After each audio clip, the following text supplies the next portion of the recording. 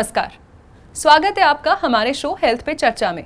मैं हूं नेहा बजाज और आज के इस एपिसोड में हम चर्चा करेंगे कि क्या लंबे समय तक टॉयलेट में बैठना बन सकता है पाइल्स का कारण।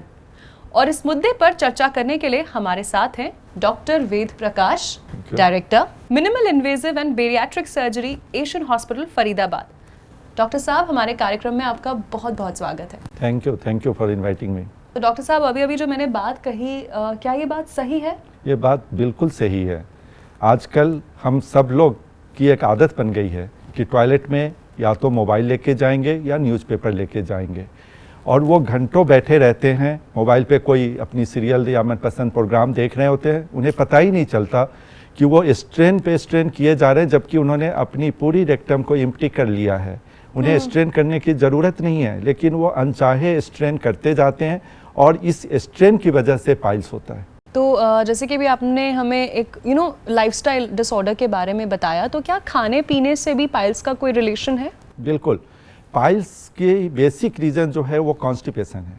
अगर आप कॉन्स्टिपेटेड हैं तो आप स्ट्रेन करेंगे और ये स्ट्रेन की वजह से ही पाइल्स होती है। जितनी भी ब्लीडिंग पाइल्स होती है वो क्या है, एक तरीके से वो खून की नलियों का एक गुच्छा है।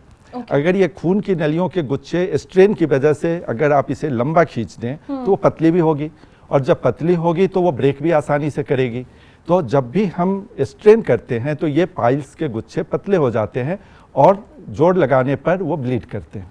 और डॉक्टर साहब, पाइल्स के लक्षण क्या हैं, सिम्टम्स क्या हैं इसके? पाइल्स यूजुअली दो तरह की होती है, एक ब्लीडिंग पाइल्स, एक पेनफुल पाइल्स। जो ब्लीडिंग पाइल्स होते हैं उसमें मरीज को ज़्यादा पेन नहीं होता, उसे ब्लड एक साथ गुदा द्वार से, जो एनस कहते हैं, उससे वो निकल जाता है। जो पेनफुल पाइल्स होते हैं उसमें मरीज को डिफिकेशन के बाद जो मोशन पास करते हैं उसके बाद भी उन्हें बहुत लंबे समय तक जलन या दर्द का एहसास होता रहता है। और डॉक्टर साहब, पाइल्स का इलाज क्या है, ट्रीटमेंट क्या है? पाइल्स को एक्चुअली हम लोग 4 ग्रेड में बांटते हैं। अगर वो ग्रेड 1 और 2 में आए तो इससे हम ऑफिस प्रोसीजर कहते हैं, जिसको हम पाइल्स को ठीक कर सकते हैं। डे केयर प्रोसीजर कहते हैं, जिसमें मरीज की ब्लीडिंग और पेन दोनों की प्रॉब्लम को हम सॉर्ट आउट कर सकते हैं with help of newer technique, जिसमें लेजर भी शामिल है। लेजर से पाइल्स का ट्रीटमेंट बहुत इफेक्टिव है। अगर वो स्टेज 3 और 4 में आता है उसमें भी हम बिना कट और चीरफाड़ की सर्जरी कर सकते हैं, लेकिन जितनी जल्दी के स्टेज में आएंगे उतना बेहतर रिजल्ट हम एक्सपेक्ट करते हैं। और डॉक्टर साहब, सबसे ज़रूरी सवाल, पाइल्स से बचा कैसे जा सकता है? पाइल्स से बचने के लिए आप रेगुलर एक्सरसाइज करें, अपनी डाइट में फाइबर का अमाउंट ज़्यादा से ज़्यादा रखें।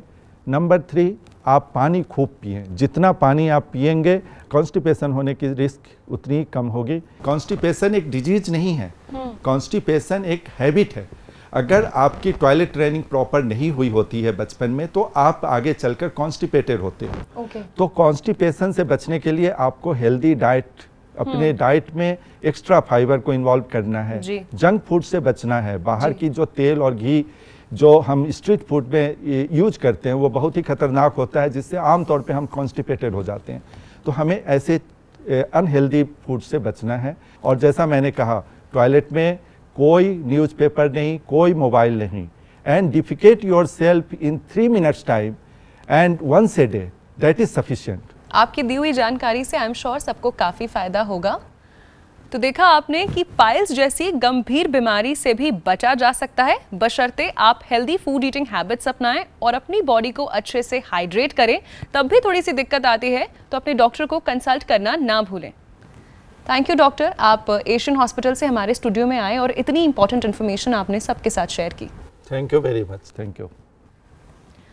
देखते रहिए हेल्थ पे चर्चा। हम मिलेंगे एक नए एपिसोड में नई चर्चा के साथ।